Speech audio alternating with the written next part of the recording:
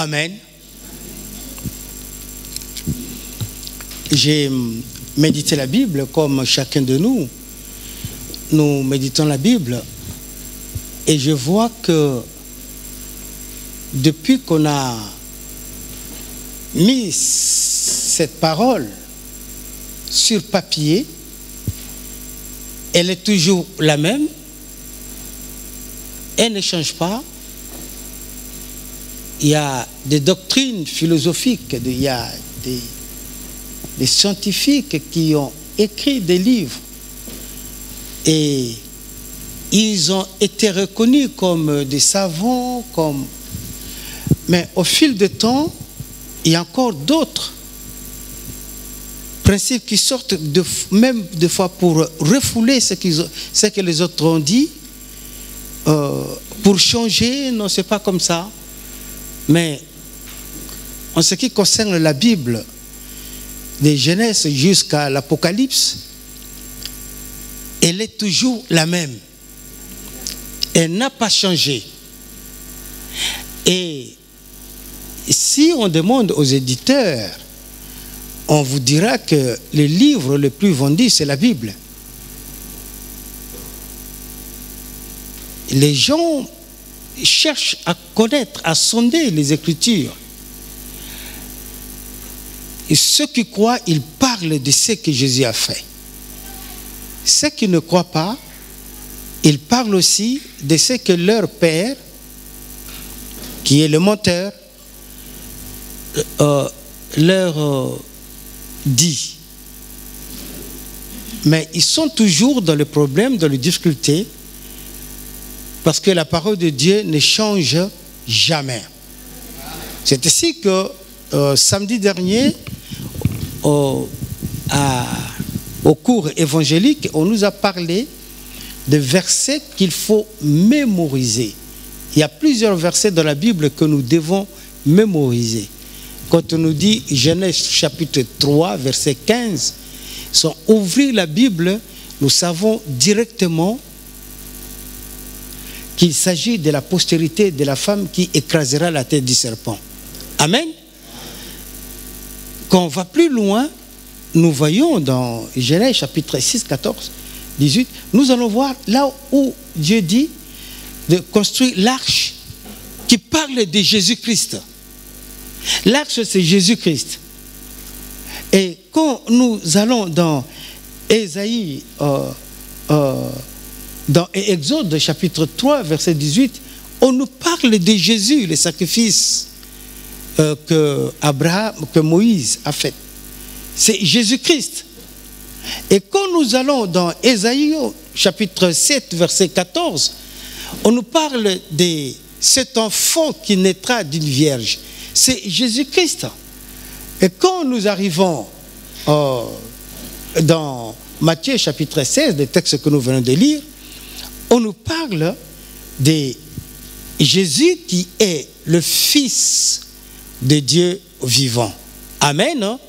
C'est des versets que nous devons vraiment maîtriser. Et aussi, Jean chapitre 16, Jean chapitre 14, verset 6. Je suis le chemin, la vérité et la vie. Et Jean continue, dit, Jésus dit, nul ne peut aller au Père sans passer par moi. Amen. C'est des versets qu'on ne peut trouver nulle part que dans la Bible. Et c'est ça ce qui fait notre force. Il y a des principes du monde qui changent, mais la Bible ne changera jamais. Amen. C'est ici que dimanche d'avant, on nous avait parlé être riche pour Dieu, et dimanche dernier, on nous a parlé, il faut être dans la présence de Dieu. J'ai beaucoup aimé, je pense que nous tous nous avons aimé, et mardi, vraiment à l'intercession, le forum a pris du temps, puisque nous tous qui étions là, on voulait parler, parce qu'on avait reçu quelque chose. Et c'était vraiment très bien. Que le Seigneur soit béni. Être dans la présence de Dieu. Mes frères et sœurs, nous ne pouvons jamais en aucun cas dire que Dieu nous a abandonnés. Dieu n'abandonnera jamais ses enfants. Alléluia. Même s'il y a quelque chose qui arrivait, le Saint-Esprit qui est là pour te conduire à la repentance, en fait que ta relation avec Dieu ne puisse pas changer. Amen. C'est comme ça que David ne savait pas ce qu'il avait fait, vraiment la gravité de ce qu'il avait fait. Mais quand le prophète Nathan est venu lui dire, oui, tu sais, tu es roi. Il y avait un roi, il lui a raconté sous les étoiles, et il a dit, mais ce roi-là mérite la mort. Et Nathan lui dit, mais ce roi, c'est toi. Et David a compris ce qu'il avait fait. Et il s'est repenti. Alléluia. Mes frères et sœurs, mardi, on nous a rappelé, on nous a dit, si ta repentance n'est pas sincère, sache que demain tu reviendras sur ces péchés-là. Tu reviendras. Le diable peut changer de façon, mais il garde toujours la domination sur toi. Parce que ta repentance n'est pas sincère. Tu as voulu cacher les péchés, tu ne sais pas que tu les caches. Puisque tu les caches, et il va encore se manifester pour t'offenser encore. Les péchés appellent les péchés. Donc, si ta repentance n'est pas sincère, tu vas tomber. Amen. Donc, désirez rester dans la présence de Dieu. Amen. Et la parole que nous allons partager aujourd'hui, le titre, je l'ai tiré dans les textes de Luc que nous avons lus, au chapitre 17, au verset 21. Je commence au verset 20 pour voir un peu ce que la Bible nous raconte. Les pharisiens demandèrent à Jésus quand viendrait le royaume de Dieu. Il leur répondit, le royaume de Dieu ne vient pas de manière à frapper les regards. On ne dira point, il est ici ou il est là. Car voici, le royaume de Dieu est au milieu de vous. C'est ça le titre d'aujourd'hui. Le royaume de Dieu est au milieu de nous. Les gens se posaient des questions. Quand la fin viendra, pour qu'ils puissent se préparer, parce qu'ils savent que quand la fin viendra, c'est le jugement. Mais Jésus leur dit quelque chose. Il dit, mais non, le royaume de Dieu ne vient pas comme un éclat, comme quelque chose que vous voyez là, qui étonne les gens. Non, pas du tout. Le royaume de Dieu est au milieu de vous. Pourquoi il n'a pas dit aux pharisiens que le royaume de Dieu est dans votre cœur? C'est parce que il savait que le pharisien ne pouvait pas supporter, ne pouvait pas le supporter, reconnaître qu'il est Dieu. Alors il leur dit, mais le royaume de Dieu est parmi vous. Alléluia. Le royaume de Dieu est parmi vous. Ouvrez les yeux, voyez. C'est ce que Jean nous dit. Heureux les yeux qui voient. Vous voyez le royaume. Nous voyons le royaume par la foi. Alléluia. C'est par la foi que nous voyons, que nous reconnaissons que le royaume de Dieu habite en nous. Par le Saint-Esprit, alors nous sommes devenus le temple de Dieu, le temple du Saint-Esprit. Le royaume de Dieu. Mais les pharisiens, ils étaient là, ils attendaient qu'on puisse leur dire que, mais oui, vous allez voir, il y aura des signes, le Fils de l'homme quand il va descendre. vous tous, vous allez voir. Il dit non, non, non, non, non, non, c'est pas ça. Le royaume est déjà là. C'est ça le mystère de notre Père. Que ton règne vienne. Alléluia. Dieu veut régner au milieu de nous, comme nous l'avons déjà enseigné. Il veut habiter. Il veut être avec nous. Il veut qu'au travers de nous, que le monde sache que Dieu existe. Alléluia. C'est ainsi que dans les textes que nous avons lus du mois dernier d'Exode 13, là où, 33, excusez-moi, là où Moïse dit, non, si tu ne viens pas avec nous, je ne vais pas me déplacer. Je vais revenir sur ça tout à l'heure. Amen. Donc nous voyons que depuis l'Ancien Testament, Dieu veut toujours habiter, Dieu veut toujours être. Dieu veut toujours être au milieu de son peuple. Dieu veut toujours marcher avec ceux-là qu'il a choisis. Alléluia. Alors on demandera, mardi dernier on nous a rappelé, mais les gens diront, nous avions notre frère qui nous disait, mais Gilbert Moffett, il n'y a que les chrétiens nés de nouveau que vous dites,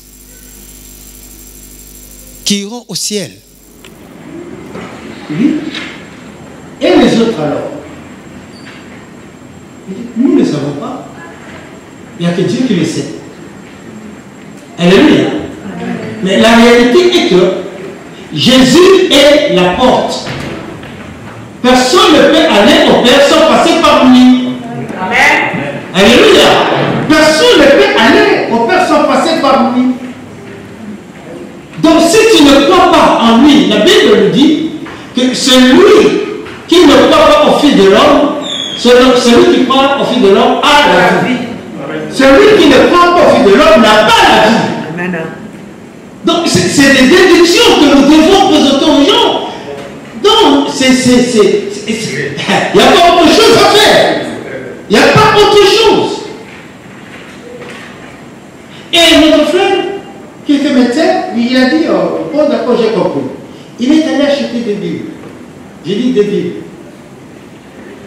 Thompson, Martin, la Bible de Jérusalem. Il a acheté. Alors il s'est mis à lire. Il a lu toutes les versions. Un jour après, le pasteur Sherman dit, viens, je vais te poser la question. Toi, tu dis que tu connais très bien la Bible. Je vais te poser la question. Et Nicolas, il dit, la femme de Moïse était, c'est ça, égyptienne. Et oui, la femme d'Hérode. Mais c'était la femme. Ouais. Est-ce qu'elle était israélite, romaine ou bien qui? Comment? En lisant toutes les traductions qui étaient achetées. C'est ça. Tu vois, la composition. Il a étudié, il a dit non, donc moi je vais poser cette question. C'est pas ça ce qui est utile. Alléluia. Ce qui est utile, c'est de savoir que Jésus est le Christ, le Fils de Dieu vivant. C'est lui qui est venu. Alléluia. Installer le royaume de Dieu sur cette terre. Alléluia. Et nous disons que depuis tout le temps, depuis l'Ancien Testament, nous allons voir que Dieu voulait toujours être au milieu de son peuple. Dans Exode, au chapitre 19, au verset 5 et 6, c'est ce que je prends aujourd'hui. Sinon, vous allez lire dans d'autres textes, vous allez voir que Dieu veut toujours être au milieu de son peuple. Aujourd'hui, j'ai pris ces passages-là. Maintenant, si vous... Il y a Dieu qui parle à Israël. Nous avons lu ce verset-là il y a 3 semaines. Maintenant, si vous écoutez ma voix, et si vous gardez mon alliance, vous m'appartiendrez entre tout le peuple, car toute la terre est à moi. Alléluia. Car toute la terre est à moi. J'ai écouté quelqu'un qui a, j'ai déjà témoigné de cela, qui a parlé, qui s'est adressé aux Africains, il a dit, mais vous les Africains, pourquoi vous croyez au Dieu des colonisateurs? Pourquoi vous croyez au Dieu des colonisateurs? Jésus n'est pas votre Dieu. Jésus, c'est le Dieu des Juifs. Hein? Et dans chaque peuple a son Dieu. Mais il s'étonne que les Africains, ils s'étonnent que ceux de l'Amérique du Sud croient en Jésus-Christ. Il dit non, vous devez retourner vers vos dieux, les dieux de vos ancêtres. Vous allez retourner vers eux. Mais ici, Dieu dit qu'il est, alléluia, que toute la terre est à moi. Amen. Toute la terre est à moi. Donc il n'y a pas question de Dieu des Noirs. Il y a question de Jésus le Christ. Amen. Jésus le Fils de Dieu vivant. Amen. Alléluia. Amen. Et Dieu continue, il dit, maintenant si vous écoutez ma voix, je vais au verset 6, vous serez pour moi un royaume de sacrificateurs, une nation sainte. Dieu dit, si vous gardez ma voix, si vous écoutez, si vous gardez mes principes, si vous gardez tout ce que je vous ai dit, et alors, vous serez un peuple, un royaume de sacrificateurs. Un royaume de sacrificateurs. Donc, ça ne sera plus seulement Aaron et sa descendance, mais ça sera vous tous qui croyez en moi. Amen. Et cela, mes frères et sœurs, c'est réalisé en Jésus-Christ. Alléluia. En Jésus-Christ, nous sommes devenus ce royaume-là que Dieu avait dit à Moïse. Oh, quel Seigneur soit béni. Il avait déjà prophétisé. Si vous gardez ma parole, vous serez le royaume des sacrificateurs.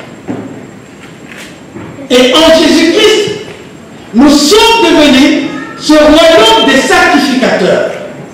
C'est pourquoi, mes frères et sœurs, nous les répéterons toujours, nous nous encouragerons toujours en nous disant, mon frère, ma sœur, sois fort, tiens l'alliance. Dis à ton frère, à ta sœur, sois fort, sois forte, tiens l'alliance.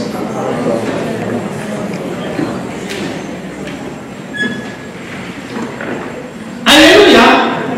Et quand Dieu a fait alliance avec son peuple, Dieu se montre aussi ce qu'il avait dit à Abraham, ce qu'Abraham avait révélé, que Dieu est le pourvoyeur.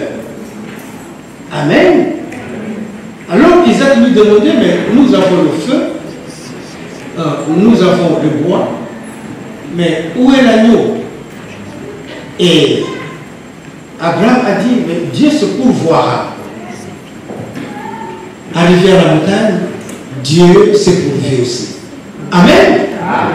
Et quand Dieu a fait sortir Israël, il a montré qu'il est le pourvoyeur. Il connaissait très bien le besoin de son peuple.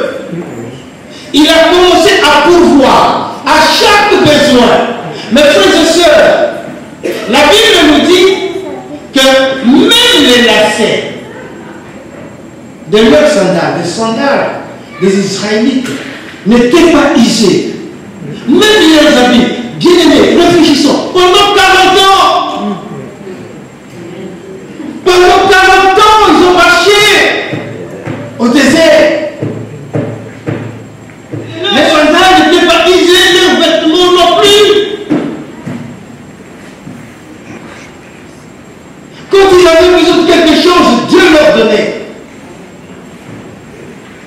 même s'il y avait le combat, Dieu était là. Alléluia. C'est lui qui combattait leurs ennemis. Dieu veut toujours rester au milieu de son peuple.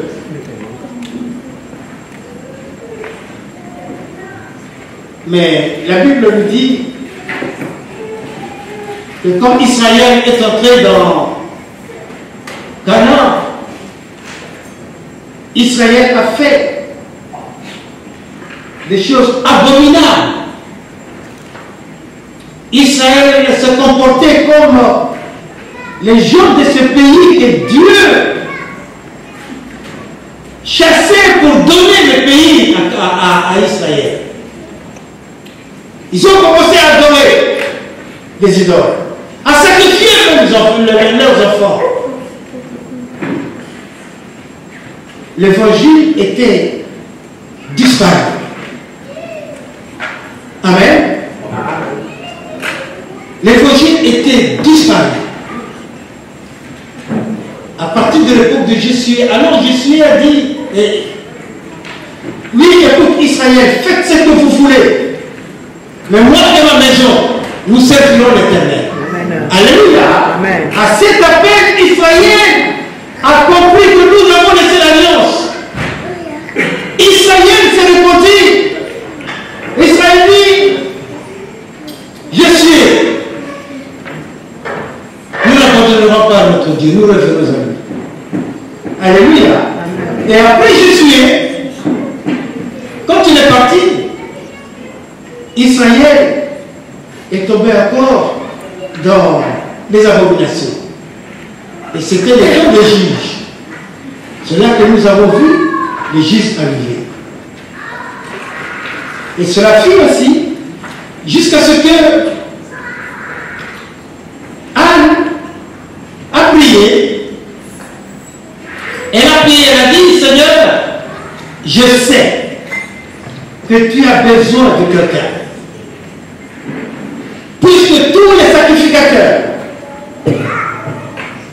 tous les Nazariens avaient abandonné,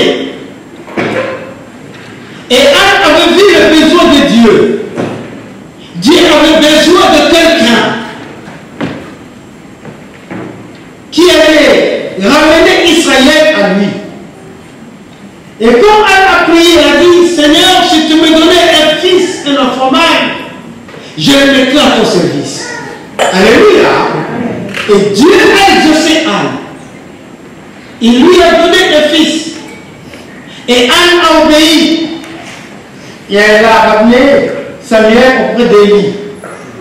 Alléluia. Et Élie était là, et Samuel était là. Il dormait à côté de la lampe pour que la lampe ne s'éteigne point. Alléluia. Alléluia. Aujourd'hui, frères et sœurs, c'est nous. Nous qui avons l'évangile. Alléluia. Nous qui avons l'évangile.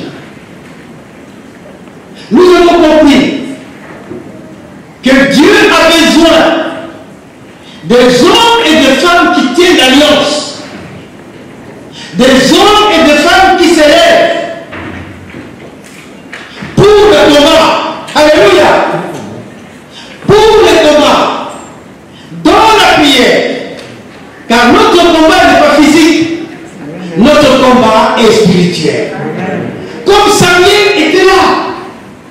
Pour que le feu ne s'éteigne pas. Nous aussi, frères et sœurs, nous devons être là. Pour que l'évangile continue toujours à être prêché. Et l'évangile soit pour son nom diminué. L'évangile soit pour son. De façon que la multitude revienne au Seigneur. Les enfants d'Élie n'ont pas voulu comprendre. Les enfants d'Élie ont suivi leur voie, d'autres voies. La conséquence est que ils sont morts. Mais Élie qui est Samuel qui a tenu l'alliance, la Bible nous dit qu'aucune parole qui était sortie de la bouche de Samuel tombaient à terre. Amen. Alléluia. Amen. Alléluia. Ainsi, mon frère, ma soeur, puisque tu as l'évangile, puisque tu as l'évangile, puisque celui qui a dit toutes les choses ont été créées par moi et pour moi, puisqu'il dit que tout pouvoir a été donné au ciel, sur la terre et sur la terre, je vous envoie, allez en mon nom. Alléluia. Amen. Allez en mon nom. Mes frères et sœurs, celui qui a dit, je répète encore, que tout a été créé par moi. Et je vous donne mon pouvoir. Mes frères et sœurs, comme la parole de Samuel ne tombait par terre, nous aussi, si nous gardons la parole de Dieu, si nous marchons selon la parole de Dieu, nos paroles aussi ne tomberont jamais à terre. Amen. Alléluia. Parce qu'il a accompli sa parole. Mais Dieu cherche. Il cherche des gens. Il cherche des familles. Il cherche des femmes comme Anne, qui dit, je veux mettre mon enfant à ta disposition. Il cherche des familles qui disent, Seigneur, voici, je te donne. Nous vous donnons notre enfant. Alléluia. Amen. Alléluia. Préparons nos enfants, frères et sœurs. Mais Dieu t'a dit seulement pour toi-même. Ne dis jamais à venir, vous savez, Dieu a le temps, il a le temps, il va faire ça, il va faire ça. Il y a un pasteur qui est ici à côté de nous, là. Pasteur Flori. Alors, il venait de se convertir quand il était à Kinshasa. Et tous les garçons, on les connaissait, ils jouaient bien au foot. Et il était aussi quelqu'un qui aimait beaucoup la bagarre. Mais quand il s'était converti, oh, quelle douceur! Vraiment, il a dit, ah, vraiment, Dieu est bon. Flori, vraiment changé comme ça, Dieu est bon. Dieu est bon. Et il s'est rappelé à un de ses amis. Il est allé le voir. Il lui a prêché. Et l'ami lui a dit, tu sais, je vais traverser, je vais aller à Brazzaville pour une mission. Et puis, quand je vais revenir, Flori, quand je reviendrai, on ira ensemble à l'église. Et le garçon là est parti. Il est allé à Brazzaville. Et un jour, Flori rentrait de l'école, il voit que les gens couraient, les gens pleuraient. Mais qu'est-ce qu'il y a? Il dit non, les jeunes premiers est mort. Les jeunes premiers est mort. Comment? Oui, il est mort. Il est rentré hier de Brazzaville et ce matin, il s'est pas levé. Ne laissez pas l'enfant des enfants traîner dehors. Ramenez-le à l'église. Personne ne connaît ni l'heure ni le jour. Seigneur, dis-nous quel jour viendra la fin. Personne ne connaît. Personne ne connaît. C'est pourquoi nous devons préparer nos enfants. Parents, j'attire votre attention. Préparons nos enfants. Demain, ça ne sera plus le passé Gilbert qui se mettra ici. Ça sera quelqu'un d'autre. Alléluia. Mais qui? Vous, mes frères. Vous, mes sœurs. Nos enfants que nous préparons. Si nous ne les préparons pas comme il faut, quel évangile ils vont donner aux autres? Parce que partout ils suivent les réseaux sociaux. Partout, ils sont là. Ah, un tel pasteur a dit ça, un tel pasteur a dit ça, un tel pasteur a dit ça. Alléluia. Alléluia. Mais gardons l'évangile. Je suis encore au premier point là. Gardons l'évangile. Dans Samuel, comme nous venons de voir, Samuel que Dieu avait béni pour qu'il soit celui-là, son représentant au milieu d'Israël. Et tout ce qu'il disait ne tombait pas à terre. Mais un jour,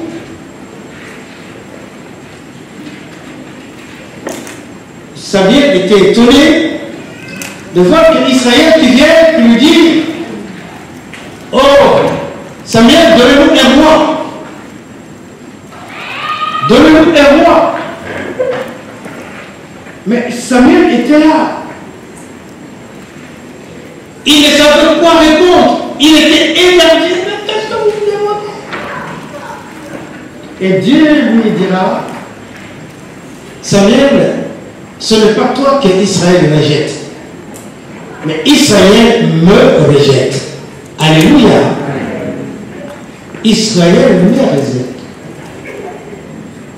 Or, Dieu avait dit à Moïse: vous serez mon peuple. Nous avons vu comment il prenait soin d'Israël, comment il nourrissait Israël. Il était au milieu de son peuple. Dimanche, on nous a rappelé. La journée, c'était la lumière qui conduisait Israël. Et la nuit, c'était la colonne de feu qui les éclairait. Alléluia. Il ne manquait de rien.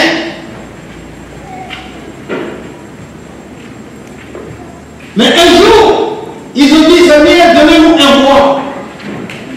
Et Dieu a dit: oui. On va leur donner le roi qui demande. Israël a choisi un roi humain. Et Dieu a dit: regarde ce que ce roi-là va réclamer. Alléluia. Vous lirez cela dans 1 Samuel chapitre 8. Quand Israël demande un roi. Amen. Et dans toute cette situation, Israël, à chaque fois qu'il prospérait, Israël se détournait de Dieu. Et c'est comme ça que, comme nous avons vu,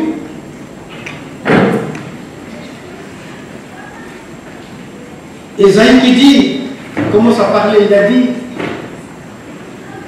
une vierge sera enceinte et il accouchera un enfant mâle, on lui donnera le nom d'Emmanuel.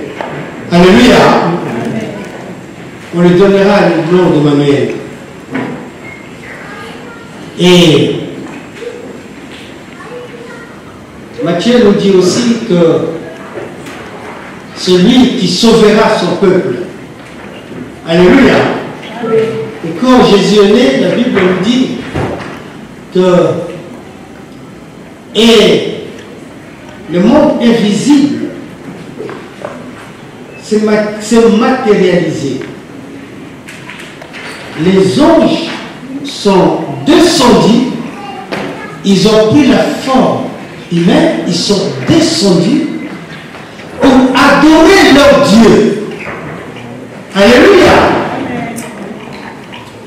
Les anges sont descendus. Mes frères et sœurs, des fois, ça me vient à cœur. Quand on discute avec les gens, il faut leur dire, mais Bouddha est né, mais à sa naissance, qu'est-ce qui s'est passé? Mais notre Seigneur Jésus-Christ, c'est quand il était né, les anges étaient descendus pour l'adorer. Alléluia. Et les hommes, les bergers, sont venus aussi l'adorer. Avec leurs bêtes, avec leur troupeau, excusez-moi, avec leur troupeau. Et le roi mage les scientifiques sont venus aussi l'adorer. Donc nous voyons les êtres créés, invisibles, visibles, les animaux, il y avait les champs, il y avait aussi le roi, ceux qui dominent sur cette terre. Tous s'étaient rassemblés pour adorer Jésus-Christ. Est-ce qu'on peut acclamer Dieu?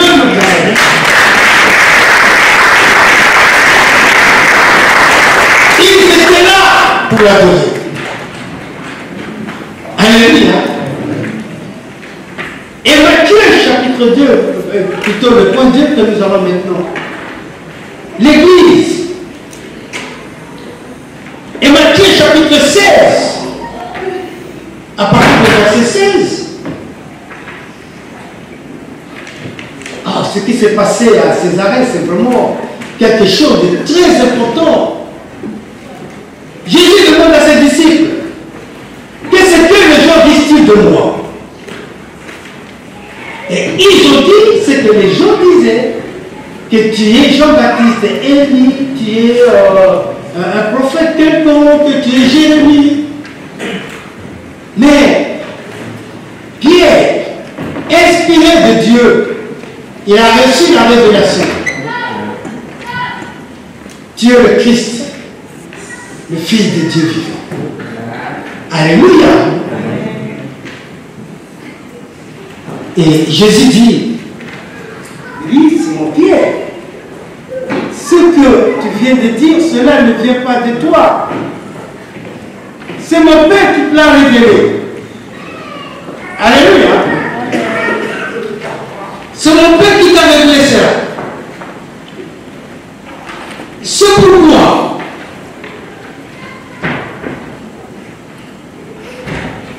tu es heureux, verset 17. Matthieu 16, verset 17. Fille de Jonas, car ce ne sont pas la chair ni le sang qui t'ont révélé cela, mais c'est mon Père qui est dans les cieux. Verset 18. Et moi je te dis que tu es pierre, et sur cette pierre je bâtirai mon église, et les portes de ce jour de l'enfer ne prévaudront jamais contre elle. Amen. Mes frères et sœurs, dans la première partie de ce que nous venons de lire, on a déjà prêché sur ça, mais je vais insister sur autre chose.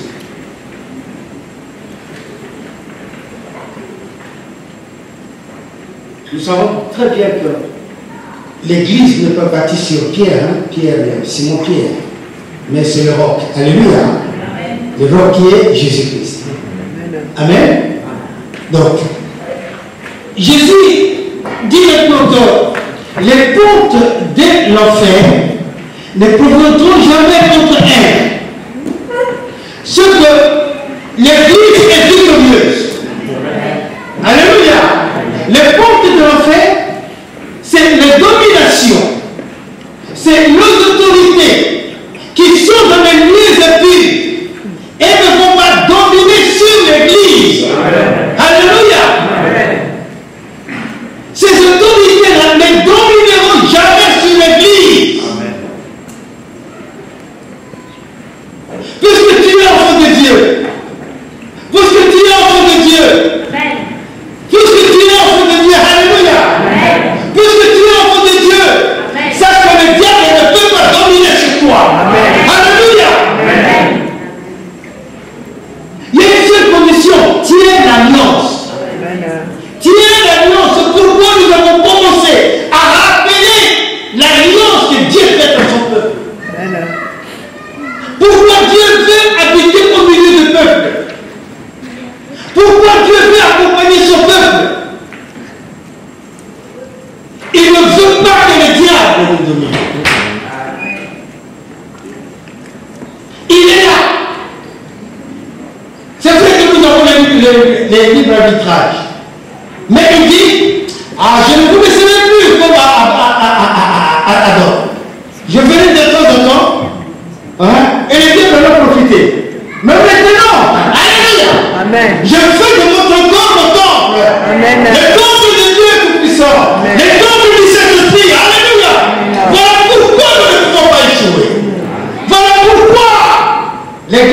est victorieuse. Amen. Ce que Dieu attend de nous, que nous puissions changer notre pays en bien.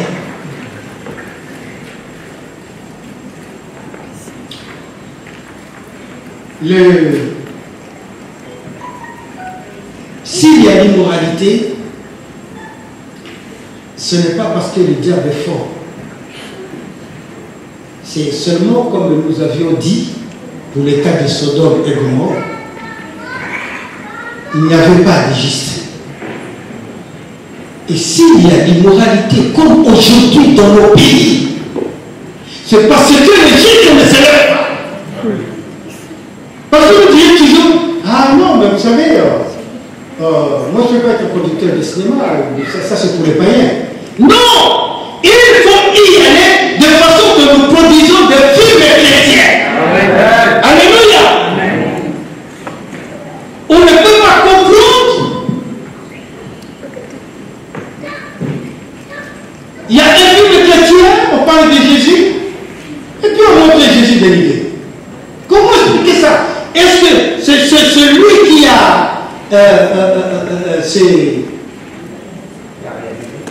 a réalisé cela est chrétien? S'il était chrétien, il ne peut pas faire ça. Mais puisque la franc-maçonnerie, les sectes religieuses sont entrés dans ce domaine, et alors ils disent, bon, écoute, on va le ridiculiser. Mais autre personne ne peut ridiculiser notre Seigneur. Amen. Alléluia. Amen. Il faut qu'ils vont ridiculiser. Au contraire, nous qui savons analyser, nous analysons, nous voyons que ça c'est l'œuvre du diable. Amen. Alors nous voyons ce film, on regarde ces images, on voit ça avec un autre œil, avec l'œil spirituel. Amen. C'est pourquoi ne perds pas ton temps si tu vois un fait qui traîne derrière le film pornographique, il faut lui dire, mais mon frère, mais qu'est-ce que tu veux? Qu'est-ce que tu cherches? Quel intérêt as-tu de regarder ces choses? J'ai écouté un chrétien dire que nous, enfants de Dieu, nous ne pouvons même pas traîner derrière la télévision. Rester 2 heures à ne regarder que les images. Il dit ces gens-là, même ceux qui se font, ils travaillent. Mais quand toi tu laisses à regarder seulement les images, tu ne fais rien, tu perds ton temps. C'est comme ça que la pauvreté arrive. Ah, est-ce que vous l'avez compris? Amen. Vous l'avez compris? Rester derrière la télé. Tu perds ton temps. Au lieu de travailler, non. Au lieu d'investir intellectuellement, financièrement, non. Au lieu de chercher, non. Mais tu sais que, vraiment, c'est bien. Mais alors tu t'appauvris. Spirituellement aussi, tu t'appauvris. Et c'est comme ça qu'on dit, quand on analyse, on fait une analyse correcte entre les pays développés et sous-développés, vous allez voir que dans le pays sous-développé où on voit le développement, les gens toujours là, passifs. Ah, mais vous savez, c'est comme ça, vous savez. Ah, oui, bon, c'est notre destin. Hein? Mais par contre, si on regarde ici, ah non, les gens travaillent. Les gens étudient. Alléluia. Alléluia. Amen. Les enfants des riches, ils voient la bibliothèque. Mais nos enfants, qui sont toujours là.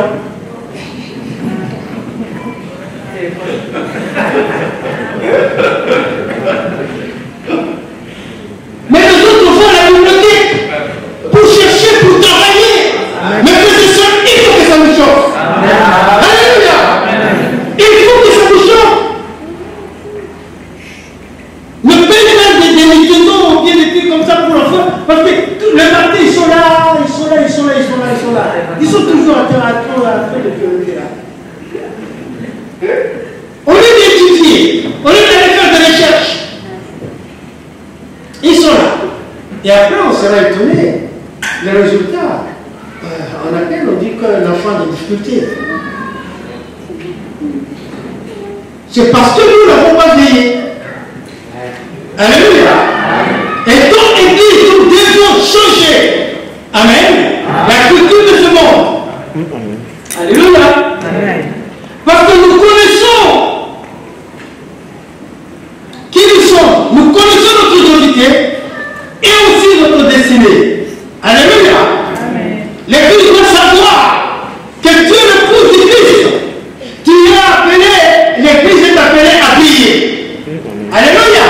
Individuellement, tu es l'épouse du Christ. Et tu es appelé à briller. Et tes enfants aussi sont épouses du Christ. Ils sont appelés aussi de briller. Alléluia. Il faut que nos enfants brillent. Il faut que nous réussissons. Il faut que nos enfants aussi réussissent. Alléluia.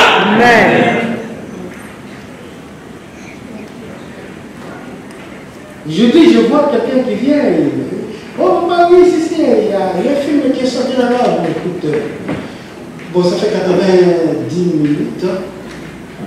Donc après 1 heure, il faut que tu sois là. Quel film vous avez regardé? Il faut que je sache. Il faut que je sache. Alléluia. Vous allez au foot. Je dois vous accompagner. Si tu es grand, mais il faut que je sache. Alléluia. Nous voyons dans les images, on voit des images des jeunes, ici à la Coupe du Monde, qui sont francs-maçons. Et on parle de Dieu partout à la télé, à la radio. Il y a un autre fils qui était là, le fils de notre sœur Natacha. Il étudiait ici à Reims. Un jour, il a témoigné, il nous a témoigné, j'étais avec le pasteur. Il nous a dit, ah mais oui, on s'entraînait, et puis il y a des gens qui sont venus, bon, on leur a donné un local, et puis on appelait 2 joueurs avant moi, et ils sont allés là-bas, et puis c'était mon tour. Et c'était quoi? Écoute, nous voyons que vous jouez bien, nous voulons vous coacher, mais à condition que vous faites partie de notre maison. Et quelle maison? La franc-maçonnerie. Ah, non. Il est sorti. Alléluia. Alléluia. Il faut veiller. Il faut veiller. Avant que je sois ce que je suis, la maison ne m'avait pas réputé. Mais c'est un don que Dieu m'a donné. Amen. Alléluia. Amen. Donc je dois jouer selon le don que Dieu m'a donné. Amen. Et je crois que je dois réussir. Ah, tu sais, tu es à l'université maintenant pour réussir, il faut que tu sois mon gars. Quoi? Non, ne me faites pas. Amen. Dieu t'a choisi.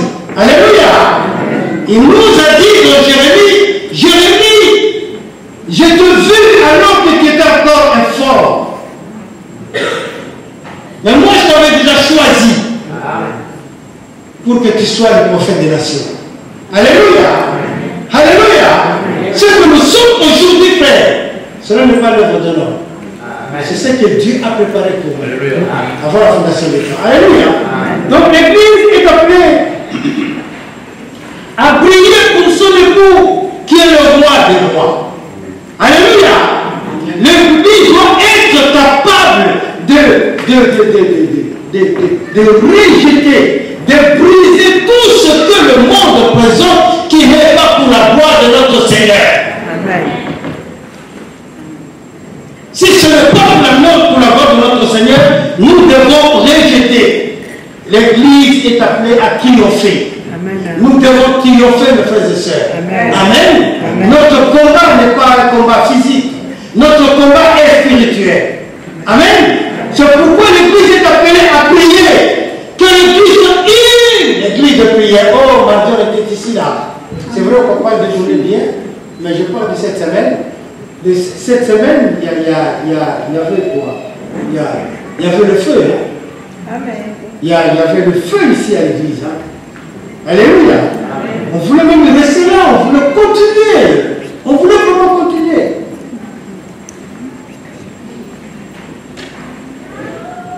Alors si toute l'église était là, oh, ça allait être encore un chasse mille, deux chasses, 10 000. Alors 3 chasses communes. Donc nous allons voir la gloire de notre Seigneur. Amen. Le troisième point que je vais parler, rester devant Dieu. Le texte qu'on a lu dimanche dernier, c'était Moïse. Exode chapitre 33, verset 15. Moïse, quand j'ai relu ça, j'ai vu que Moïse a compris que je ne peux pas aller à Canaan sans Dieu. Je ne peux pas aller à Canaan sans Dieu. Il faut que tu m'accompagnes. Moïse avait compris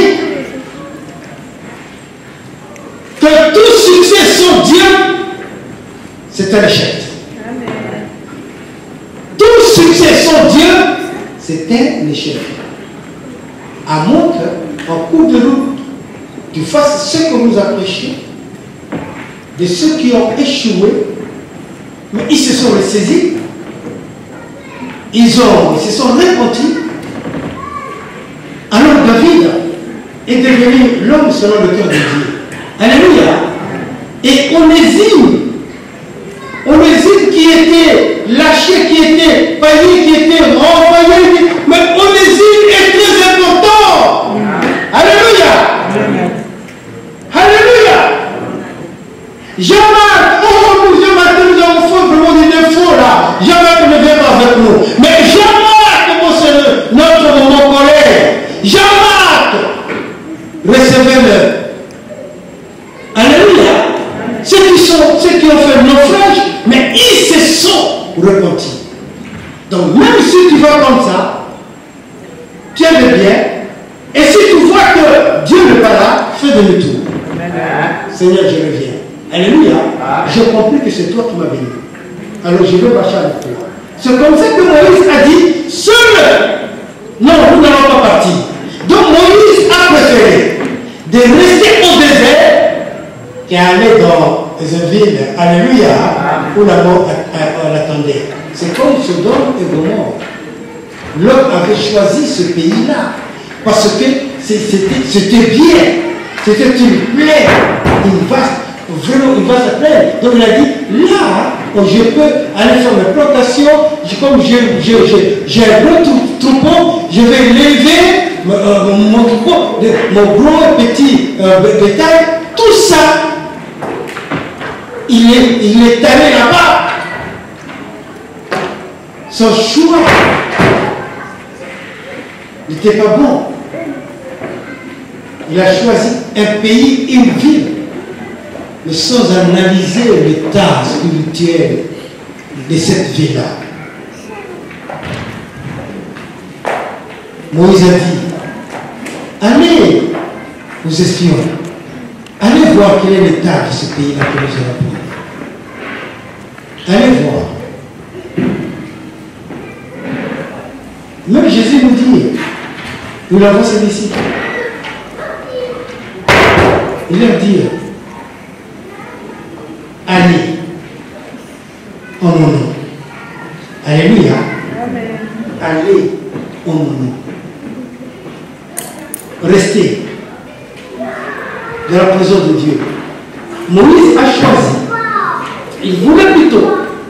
Il avait fait un choix. Seigneur, si tu ne viens pas avec nous, je veux rester au désert. Je préfère encore rester au désert que d'aller dans cette vie-là, là où la mort m'attend. La présence de Dieu fait la différence. Alléluia.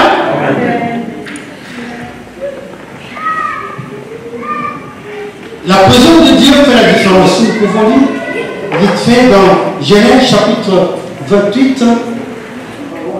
Alléluia. Alléluia.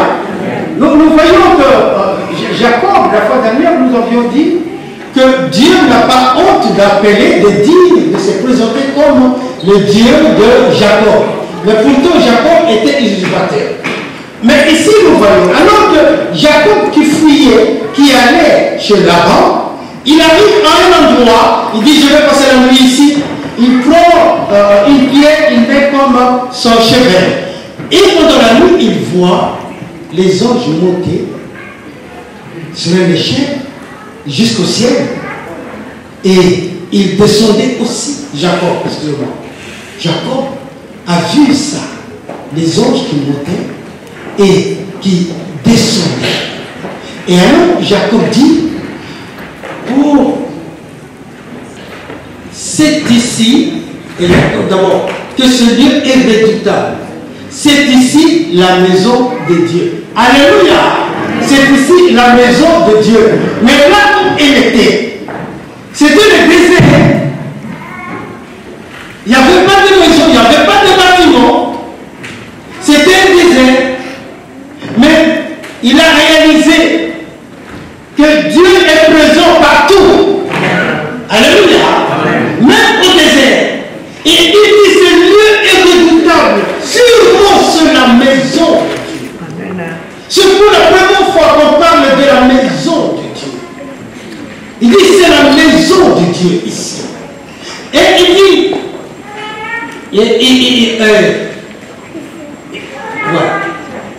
et il continue, il dit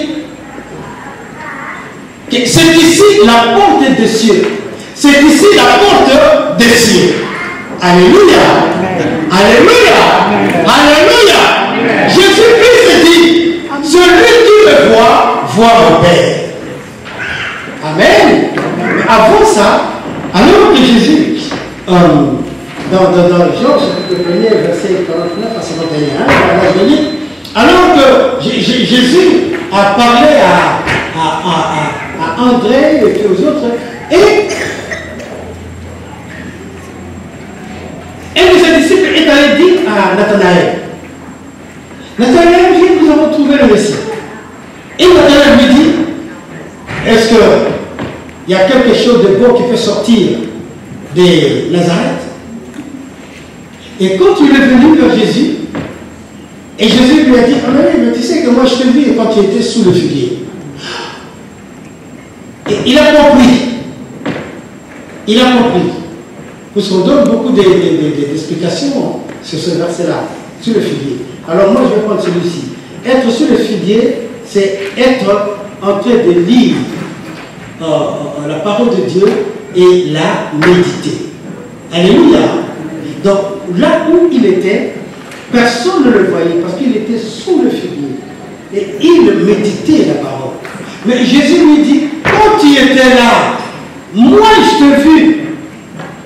Et il a réalisé, il a dit, mais sûrement cet homme est vraiment le Messie. Amen. Alléluia. Amen. Et Jésus lui dit ce que Jacob avait dit. Tu crois parce que je l'ai dit, mais vous verrez encore de grandes choses. Vous verrez les anges monter et descendre. Donc c'est que Jacob avait vu Jésus-Christ maintenant. Il dit aussi la même chose. Oh, qu'elle a vu est vraiment, elle est bonne. Acclamons le Seigneur pour Dieu pour sa parole. Jacob l'avait dit, mais la réalité, c'est quand Jésus-Christ vient de dire maintenant, oui, vous allez voir les anges qui vont monter, qui vont descendre. Notre Dieu est avec nous. Alléluia. Alléluia. Tu es le temple de Dieu. Ne me crois pas que tu es la maison. Puisque Jésus-Christ, quand il dit ça, c'est comme il dit ce que Jacob a dit est vrai. C'est moi qui suis la maison. Alléluia. Je suis descendu. Je suis la maison. Et Jacob a dit encore, ah, c'est ici la porte des cieux. Alléluia. Et Jésus-Christ dit, je suis la porte. Amen. Alléluia. Jésus-Christ dit, je suis la porte. Ah, nul ne peut aller au Père sans passer par moi. Notre Dieu est avec nous. Jésus est la porte. Jésus est notre Seigneur. C'est ici que Jésus-Christ, alléluia, nous dit ceci. C'est le dernier verset que nous avons lu, que je parlais là. Luc chapitre 17, 21, nous avons vu que le royaume des cieux est au milieu de vous. C'est ici que Jésus-Christ répond. Il dit dans Jean 14, 16, comme nous avons dit, je suis le chemin, la vérité et la vie. Nul ne vient au Père que sans passer par moi. Alléluia. Et Jésus nous parle dans Jean 17 que Père, voici, j'ai gardé tout cela que tu m'as donné. Amen. Comme tu m'as envoyé, alléluia, moi aussi je l'envoie. Amen. Il dit, comme tu m'as envoyé, moi aussi je l'envoie. C'est que Dieu, c'est que notre Seigneur nous envoie. Jésus dit encore ceci, je suis la lumière du monde, vous êtes la lumière du monde. Alléluia. Jean chapitre 12, verset 46, et Matthieu chapitre 5, verset 14. Il dit, je suis la lumière du monde et vous êtes la lumière du monde. Voilà pourquoi, mes frères et sœurs, nous devons prier. Partout où nous irons, nous devons prier. Alléluia. Amen. Que les gens puissent voir Jésus-Christ dans nos vies. Amen. Et Jésus dit, je suis le seul et vous êtes le seul de la terre. Alléluia. Amen. Alléluia. Amen. Alléluia. Amen. Le royaume est au milieu de vous. Amen. Le royaume est au milieu de vous. Alléluia. Comme le Père m'a envoyé, moi aussi je vous envoie. Alléluia. Je suis la lumière du monde, vous êtes la lumière du monde. Je suis le seul de la terre, vous êtes le seul de la terre. Est-ce que nous pouvons dire ça? Alléluia. Amen. Moi je dis, je vais parler le premier et vous allez répéter. Amen. Alléluia. Comme le Père m'envoie, moi aussi je vous envoie. Comme le Père m'envoie.